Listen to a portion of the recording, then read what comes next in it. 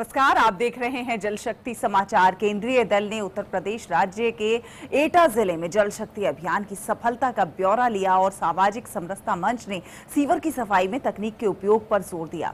देश भर में जल प्रहरी जल संरक्षण के लिए पहल करते जा रहे हैं। तो आइए सबसे पहले नजर डालते हैं सुर्खियों पर। जल शक्ति अभियान के कारवां में शामिल हो रहे हैं आम लोग। सीवर सफाई में कर्मचारियों की मौत दुखद, तकनीक के प्रयोग पर दिया जाएगा जोर। गुरुग्राम की जल प्रहरी शैली शाह ने जल संरक्षण के जरिए जगाई सामाजिक समरसता की अलख। देश भर में जल संरक्षण के लिए हो रहे हैं छोटे छोटे प्रयास।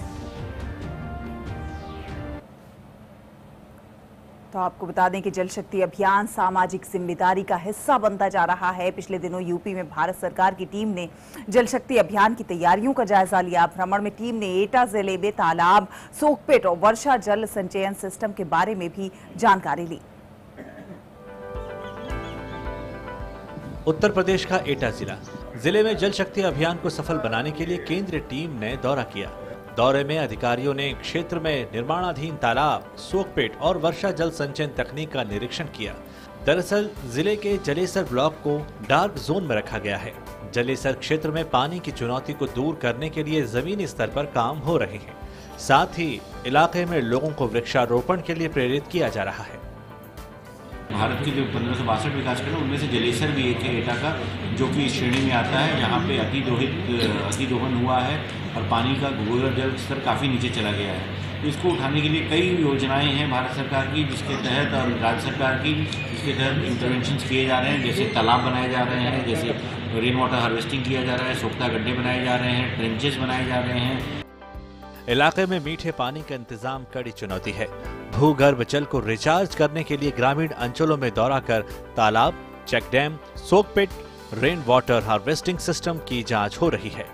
जलेसर ब्लॉक के सभी विद्यालय, पंचायत भवन और सरकारी भवनों पर रेन वाटर हार्वेस्टिंग सिस्टम लगाने के निर्देश दिए गए हैं। जल शक्ति अभियान के लिए ग्रामीणों को भी जागरूक किया गया है। हमारे जलेसर में नमकीन पानी पीने को मिलता है। बहुत बड़ा इलाका है, 30, 40, 50 किलोमीटर के अंतर्गत, इसलिए जल संरक्षण बहुत ज़रूरी है। इसमें एक सुझाव भी मैं देना चाहता हूं कि ये जो गंदे पानी की जो बोरिंग करके लोग पानी डाल रहे हैं 40 फुट के स्टेटा पर, इस पर भी रोक लगनी चाहिए। 2022 तक हर घर को नल में पानी मिले, इसके लिए युद्ध स्तर पर प्रयास हो रहे हैं। गांव में हो रहे विकास कार्यों की ऑनलाइन अपलोडिंग हो रही है। ईशान नदी पर जल शक्ति अभियान को सफल बनाया गया है। जनता से जल शक्ति अभियान को सफल बनाने के लिए और एक जन आंदोलन बनाने के लिए प्रेरित किया जा रहा है।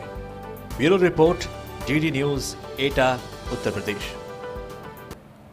और सामाजिक समरसता मंच ने नई दिल्ली में सीवर में सफाई कर्मचारियों की मृत्यु के कारणों और रोकथाम विषय पर एक गोष्ठी का आयोजन किया। कोशिश ये हुई कि सफाई कर्मचारियों के सरोकार को समझने और निदान करने की कोशिश है।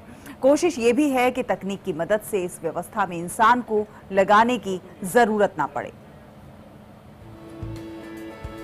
सामाजिक समरसता मंच ने नई दिल्ली में सीवर में सफाई कर्मचारियों की मृत्यु के कारणों और रोकथाम विषय पर गोष्ठी का आयोजन किया। राष्ट्रीय सफाई आयोग के अध्यक्ष मनोहर भाई झाला, सामाजिक कार्यकर्ता Alok Kumar, member of parliament Hansraj Hans सहित तीनों एमसीडी के मेयर और कई अन्य विशेषज्ञों की मौजूदगी में तमाम सफाई कर्मचारियों से जुड़े मसलों पर चर्चा हुई। राष्ट्रीय सफाई आयोग के अध्यक्ष मनोहर भाई झाला ने कहा कि आयोग संसद से लेकर सड़क तक सफाई कर्मचारियों से जुड़े मुद्दों को उठाने का प्रयास कर रही है। साथ ही उनके जीवन स्तर को भी ऊपर उठाने को लेकर तमाम प्रयास कर रही है। राज्य स्तर पर समीक्षा भी की जा रही है। पहली बार एक आयोग ने सेमिनार का एक रूप दिया है। उस सेमिनार में सबसे पहले सारे सफाई कर्मचारी का मेडिकल चेकअप होगा।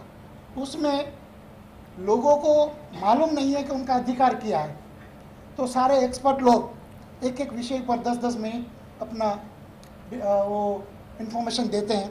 जैसे एमएस एक्ट क्या है, लेबर एक्ट क्या है, इंश्योरेंस क्या है, आपका हेल्थ चेकअप क्या है, आपके जो 13 इवेंट है, 13 इवेंट। सफाई कर्मचारियों के स्वास्थ्य सेवाओं को दुरुस्त करने और बीमा कराए जाने के लिए भी प्रयास हो रहे हैं। तकनीक की मदद से सीवेज सफाई को बढ़ावा देने के लिए सुझाव रखे गए। साथ ही सफाई कर्मचारियों को प्रशिक्षण देने के लिए भी सुझाव सामने आए। सफाई कर्मचारी देश के सबसे बड़े स्वच्छाग्रही हैं। स्वच्छ भारत अभियान में अहम जिम्मेदारी उन्होंने अपने कंधों पर उठाई हुई है। ऐसे में उनके सरोकारों को समझने की जरूरत है। चंद्रशेखर की रिपोर्ट, डीडी न्यूज। और गुरुग्राम की जल प्रहरी शैली शाह से आपको मिलवाते हैं, जिन्होंने जल को सहेजकर उसे एक नेक काम से जोड़ दिया है। शैली बूंद बूंद जल को सहेजती हैं और उसे राहगीरों को पिलाती हैं। शैली जल संरक्षण के साथ साथ प्यासों को पानी पिलाकर समाज सेवा की भी अलख जगा रही हैं। गुरुग्राम की शैली शाह स्माइल कलेक्टर नाम से एक मुहिम चलाती हैं, जो जल को जन जन तक पहुंचाती है। शैली अपने घर में पानी की एक एक बूंद बचाती हैं और आसपास के लोगों को भी ऐसा ही करने के लिए प्रेरित करती हैं। वे गुरुग्राम में जिस जगह रहती हैं, वहां जापानी परिवार मिनरल वाटर का इस्तेमाल करते हैं।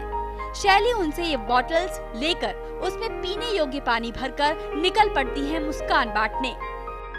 आरओ का जितना पानी हम भरते हैं उतना वेस्टेज उससे भी ज़्यादा निकलता है।